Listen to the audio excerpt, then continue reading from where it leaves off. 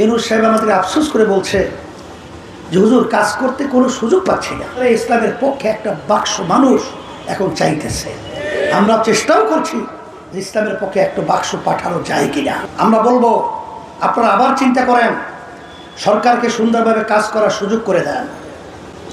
তারপরে আমরা পরিষ্কারভাবে বলেছি যে আপনারা যে সংস্কার, বিচার, নির্বাচন, এটা আপনারা দৃশ্যমান কার্যক্রম করছেন কিনা এটা আমরা দেখব। যদি আপনারা কোনো জায়গায় এখানে দুর্বলতা অথবা অবহেলা করছেন, সেখানে আমরা সবাই একত্রিত হয়ে আমরা তখন সরকারকে টুটে চেপে ধরব। কথা এটা না?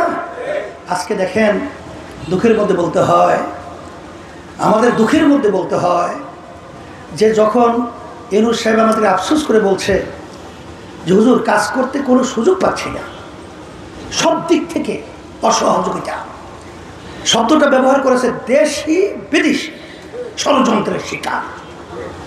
এখন আমাদের দেশ, এই দেশে আমি জন্মগ্রহণ করেছি, আপনি জন্মগ্রহণ করেছেন, এ দেশটা আমার।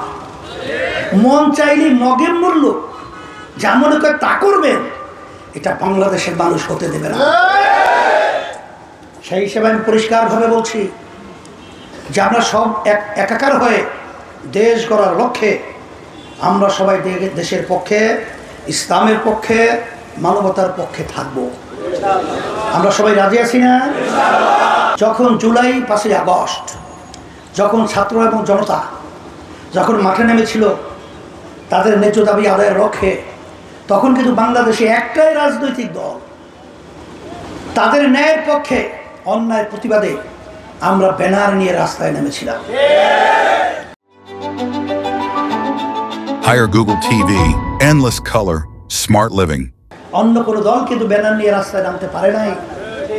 বাস্তবতা এটাই।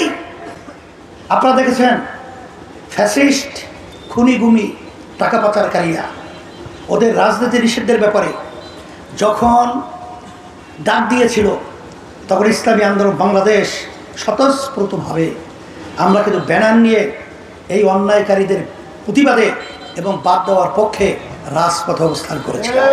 ইসলামী আন্দোলন বাংলাদেশ কিন্তু একটা ছোট্ট দল নয়। আল্লাহর রহমতে সারা বাংলাদেশের 300 আসনেই আল্লাহর মধ্যে প্রার্থী দেওয়ার মতো যোগ্যতা আল্লাহ রাব্বুল আলামিন আমাদেরকে দান করেছেন। সেই হিসেবে আমরা চাইতেছি 5ই আগস্টের পরে এখন যে ক্ষেত্র তৈরি হয়েছে, এই ক্ষেত্রের ভিতরে ইসলামের পক্ষে একটা বাক্স মানুষ এখন চাইতেছে। আমরা চেষ্টাও করছি যে ইসলামের পক্ষে একটা বাক্স পাঠানো যায় কিনা। সেই কার্যক্রম আমাদের চলছে। কারণ আমরা বিএনপি দেখেছি, আওয়ামী লীগ দেখেছি, জাতীয় পার্টি দেখেছি, নতুনভাবে এরা আমাদেরকে দেশ সুন্দর কি পরিচালনার মাধ্যমে আমাদেরকে মধু দিবে এটা আমাদের জানা আছে। যার কারণে পরিবর্তন করতে হবে।